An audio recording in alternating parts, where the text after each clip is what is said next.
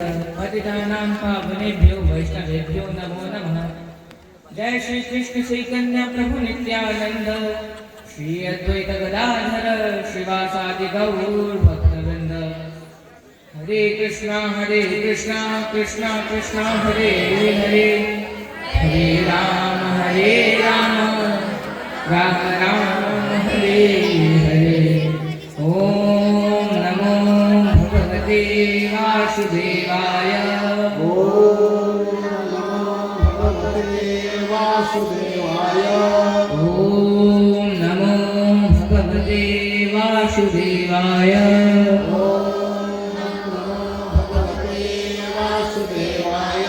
ओम नमो भगवते वासुदेवाय। ओम नमो भगवते वासुदेवाय। हरे कृष्ण।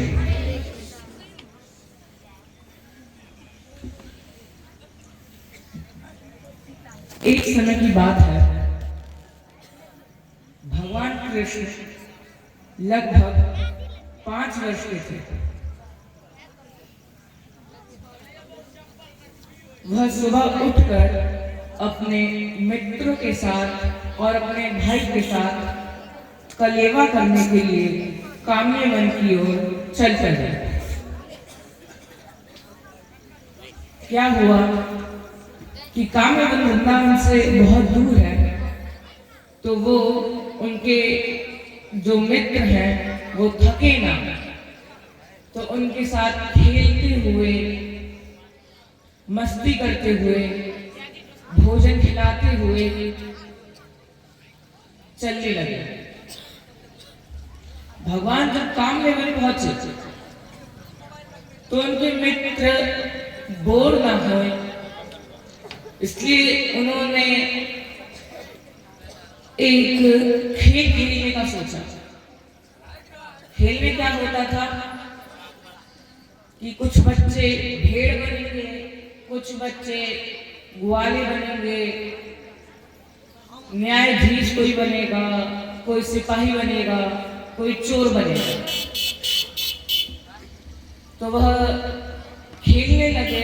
उसी समय कंस के द्वारा भेजा गया एक असुर, जिसका नाम व्योमासुर था, वह आधा पंक्षी और आधा मनुष्य के रूप में था। तो वो बालक और भगवान को मारने के लिए एक बालक का रूप धारण करके वह भी खेल खेलने लगा। क्या करता था कि वो बछड़ों को थोड़ी दूर लेके जाता था, मतलब यानी बालकों को थोड़ी दूर लेके जाता था और फिर उनका अपहरण करके गुफा में बंद कर देता था।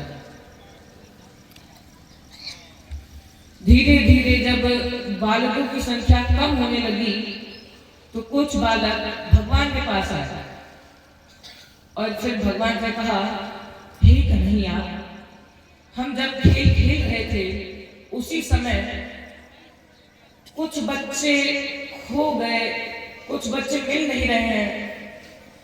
अब आप बताइए कि हम क्या करें, उन मित्रों को कैसे ढूंढें।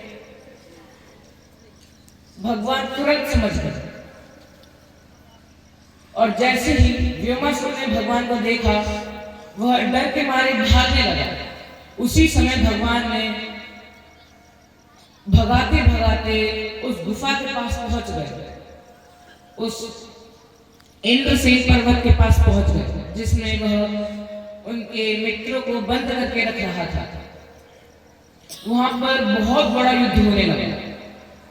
इतना बड़ा राक्षस था कि जब युद्ध हो रहा था तो वो पर्वत ही नहीं, पूरी धरती कंपन कर रही थी, पूरी धरती हिल रही थी।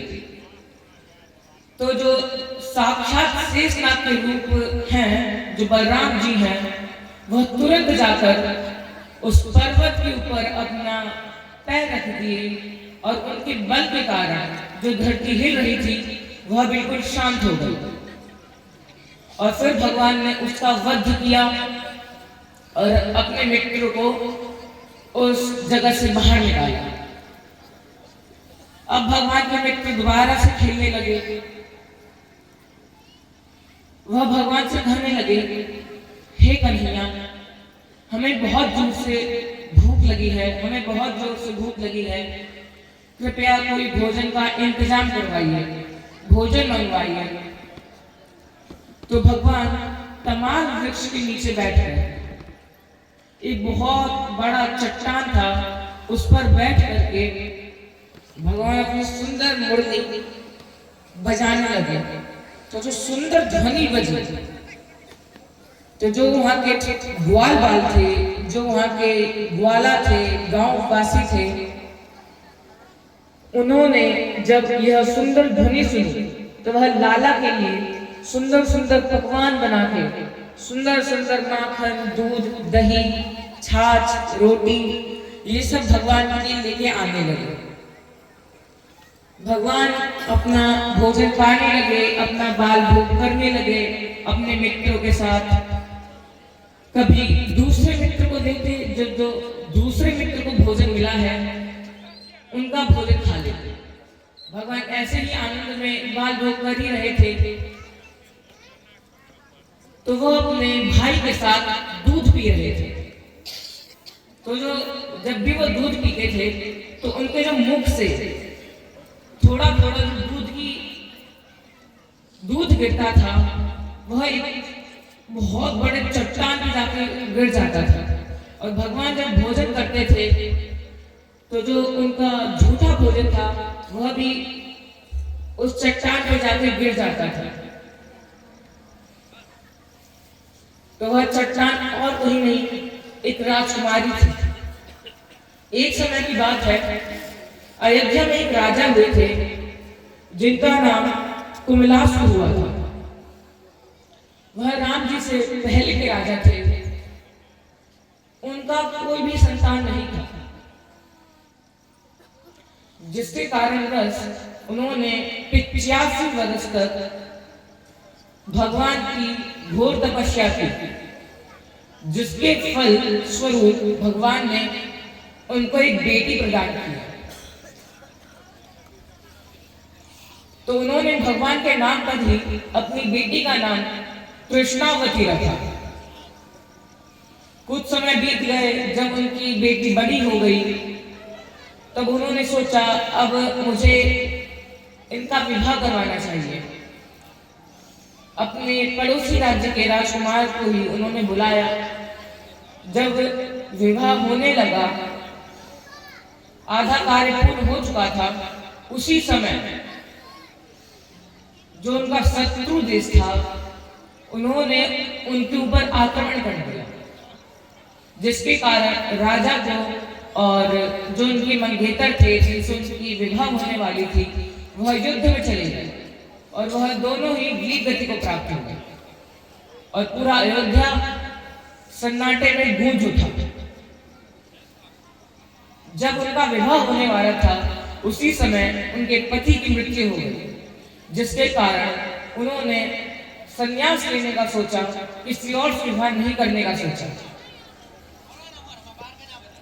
वह भी भगवान की सुंदर छवि में खो गई और 80 वर्ष तक भगवान की तपस्या की।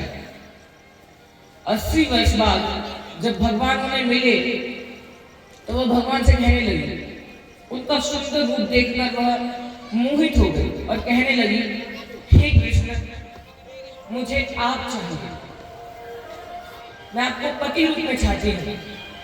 भगवान कहने लगे, मैं तुम्हें पति रूप में नहीं मिल पाऊंगा और ना ही तुम्हारा कोई अभी कार्य पूर्ण कर पाऊंगा, क्योंकि मैं अभी मर्यादा पुरुषोत्तम श्री राम बन के आऊंगा, जिसके कारण मैं मर्यादा और नियम के बंधन में रहूंगा।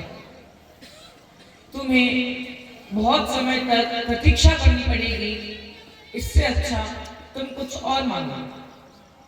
देखिए, वह भगवान से एक ही चीज मांगती रही।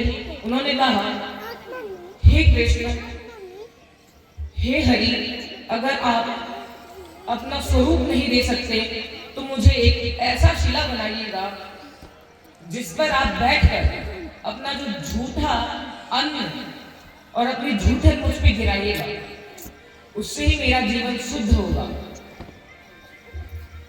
भगवान कहने लगे, तुम सोचो मत, मैं द्वापर में आके यही लीला करूंगा, त्रेता में यह लीला नहीं कर सकता। भगवान ने उनसे कहा भी, तुम अपनी आयु बड़ी करवा लो, पति मांग लो, सोना चांदी मांग लो, परंतु उन्होंने यह नहीं मांगा और भगवान से कहने लगे, हे हरि, यह जो धन है एक ना एक समय पे नष्ट हो जाएगा, परंतु जो आपका सुंदर दृश्य है, जो आप है, वह कभी नष्ट नहीं होंगे। और इससे हमें सीख भी लेनी चाहिए। भगवान से हमें सोना चांदी, धन दौलत, सुख संपत्ति, यह सब नहीं मांगना चाहिए। भगवान से उनको ही मांगना चाहिए। अर्जुन जी ने भी भगवान से जब उनको खुद मांगा था, तो भगवान प्रेमवश होकर उनके साथ ही बन गए। और वहीं पर ही दुर्योधन ने 16 लाख सैनिक टुकड़ी मांगी, परंतु तब भी उसका हार हुआ, वह जीत नहीं पाया। उन्होंने उनसे मांगा, तब वह वही इंद्रसेन पर्वत की शिला बनी, जिस पर भगवान ने बैठकर अपना जूठन गिराया और जो दूध की धारा बनी थी, उससे एक बहुत सुंदर कुंड बना था। आज भी वह कुंड है, जिसका नाम क्षीर सागर भी है और कृष्ण कुंड भी है। तो इससे आपको बहुत सारी सीख लेनी चाहिए